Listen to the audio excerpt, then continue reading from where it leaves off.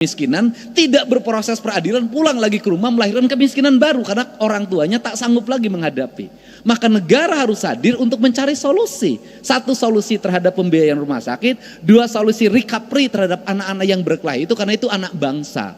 Inilah negara harus punya pikiran out of the box. Tidak bisa hanya berbicara proses hukum kembali ke orang tuanya udah gak sanggup. Ini Jawa Barat. Nah, untuk itu apa sih yang terjadi para anggota DPR yang saya ini mantan ketua Komisi E DPRD Kabupaten Purwakarta. Saya pernah menjadi pimpinan Komisi 4 DPR RI.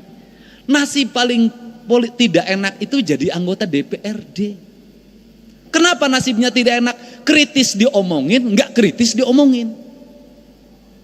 Kalau DPRD ngomong terus, diomongin, kata rakyat, kerjanya ngomong terus, kita tidak butuh ngomong. Pada tugas DPRD ngomong. Enggak ngomong, diomongin juga, dapat duit tuh. Enggak ngomong-ngomong, pokirnya udah dibagi, enggak ngomong lagi. Ini problem, Pak. Nah, seluruh problem itu bisa ditempuh dengan apa sih? Dengan keterbukaan. Keterbukaan itu apa? Kita harus mulai berani menceritakan apa adanya tentang diri kita, tentang isi anggaran kita, tentang kebijakan fiskal pusat dan daerah, tentang kebijakan fiskal kabupaten provinsi terhadap kabupaten kota terhadap desa. Sampaikan secara terbuka dan apa adanya, termasuk apa yang dialami problem anggota DPRD. Apa sih problem anggota DPRD? Saya ini anggota DPRD, pernah ngalamin. Begitu jadi pinjem bank, honornya tinggal sisa 5 juta lagi. Istri nambah 1 lagi. Konstituen tiap hari dibanding pejabat eselon 2 di provinsi, dibanding sekda, yang datang ke rumahnya banyakan anggota DPRD. Gitu loh. Sekda dapat tunjangan 70 juta, enggak ada yang minta. Eselon 2 dapat tunjangan 50 juta, enggak ada yang minta.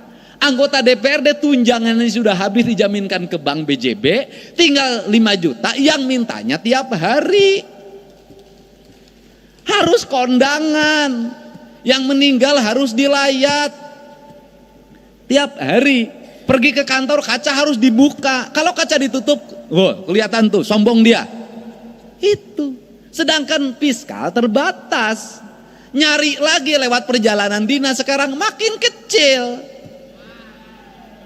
Kalau pergi perjalanan dinas, siapa yang paling banyak yang ngikutin? Yang berangkatnya 1, SPY-nya 10. Sehingga APBD-nya menjadi terserap untuk perjalanan dinas. Padahal nyerapnya anggota DPRD sedikit, kebanyakan sekretariat dewan. Kan saya tahu yang begitu-begitu. Yang dituduh siapa? DPRD lagi. Nah, apa sih yang mesti dilakukan oleh kita? Ya, kita mulai ngomong terbuka pada rakyat. Terbukanya apa? Ini loh proporsi kita. Ini loh biaya politik yang kita lakukan. Kemudian apa sih yang kita harapkan? Saya dari dulu itu menyampaikan, saya ketika jadi bupati berkirim surat pada presiden. Berkirim suratnya adalah, saya bilang begini, kalau pemerintahan ingin efektif, kalau perda ingin cepat pembahasannya, kalau aspirasi publik setiap hari bisa diterima oleh anggota DPRD, saya berulang-ulang menyampaikan bahwa peningkatan kesejahteraan anggota DPRD, honorariumnya harus dilakukan lewat rapat-rapat DPRD. Kalau rapat komisi ada honornya, kalau rapat paripurna ada honornya, kalau rapat gabungan komisi ada honornya, kalau rapat badan anggaran ada honornya, kalau rapat badan musyawarah ada honornya, anggota DPRD nggak akan pergi kemana-mana, pasti ngumpul di kantornya. Seluruh kegiatan OPD, organisasi perangkat daerah akan cepat dan anggota DPRD akan kritis. Kenapa? Dia akan kontrol alokasi anggaran pemerintah, dia akan kontrol pekerjaan, dia akan baca buku anggaran, dia akan baca realisasi anggaran dengan detail. Kenapa? Dengan membaca itu honorariumnya ada. Tapi kalau didapatnya pergi keluar, maka dia akan banyak keluar. Selama jadi anggota DPRD 5 tahun, masuk kantornya terhitung 20 hari. Bahkan ada saya ketika menjadi anggota Komisi 4, nggak pernah sekalipun orang itu masuk, tapi honor terima. Dan kemudian bikin aturan juga dong, yang rajin yang mendapat honorarium, yang nggak masuk nggak dapat. Bener, ini akan terjadi kinerja. Tapi kalau model pendekatannya keuangannya begini, sampai kapanpun kinerja tidak akan pernah optimal. Dan kita harus bicara ada apa adanya dan terbuka. Kenapa? Ya karena juga memang anggota DPRD malu juga terhadap berbagai hal. Tapi gimana rasa malu dikalahkan oleh rasa butuh? Kan ini yang harus terjadi. Nah, untuk itu mari kita bersama-sama untuk mengupayakan ini. Saya sebagai gubernur, Pak Sekda, bikinkan surat hari Senin. Saya akan berkirim surat lagi buat Pak Prabowo, buat Pak Presiden kita. Saya akan ceritakan ini. Untuk apa? Mendorong kinerja DPRD. Kinerja aparat kami akan terevaluasi dengan baik. Karena anggota DPRD-nya ada di kantor dalam setiap hari. Saya ngalamin dulu sebagai anggota badan anggaran. Sering bertengkar sama badan musyawarah. Bertengkarnya apa? Banyak-banyakin rapat. Kalau badan anggaran sebulan 12, badan musyawarah suka bikin 23. Saya bilang kenapa kamu 23? Kalau badan anggaran kan 11 juga ada duitnya. Ngomongnya anggaran, badan musyawarah jadwal doang. Kan begitu. Padahal belum tentu juga zaman sekarang. Kan kita kan kalau DPRD diomongin pasti duit Pak. Pasti pendapatan. Kenapa?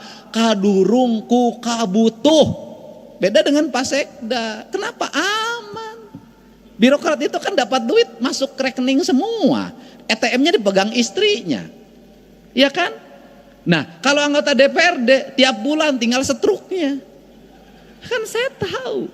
Gitu loh. Makin ke sini, makin mepet, makin kecil. Nah, beda dengan DPR RI. Udah Bu, kalau DPR RI saya pernah ngalamin. Apalagi sekarang Bu, makin naik lagi. Padahal modal jadi anggota DPRD provinsi dan DPR RI itu sama.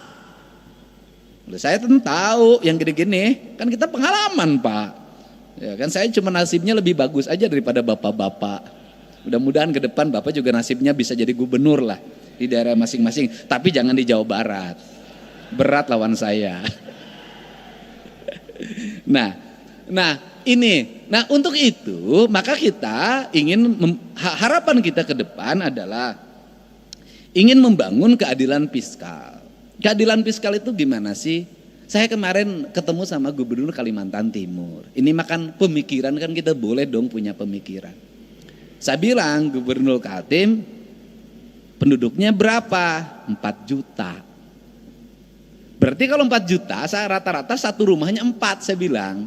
Berarti rumahnya kan cuma 1 juta. Iya. Loh kalau penduduk Kaltim 1 juta, rumahnya cuma 1 juta, kan sebenarnya bagi Kaltim ngasih 5 juta per rumah bisa. Karena 1 juta kali 5 juta, 5 triliun Pak. Artinya masyarakat Kaltim untuk sejahtera itu sangat bisa. Beda dengan Jabar. Untuk Papua lebih bisa lagi. Untuk daerah yang memiliki pendapatan daerahnya tinggi dan hasil alamnya besar, sebenarnya sangat ini mungkin terjadi. Nah, apa sih yang terjadi hari ini adalah pola pengelolaan keuangan yang tersentral. Nah, problemnya di mana? Ini saya ngomong Jakarta. Jakarta ini Pak, penduduknya di bawah 10 juta. APBD-nya 90 triliun.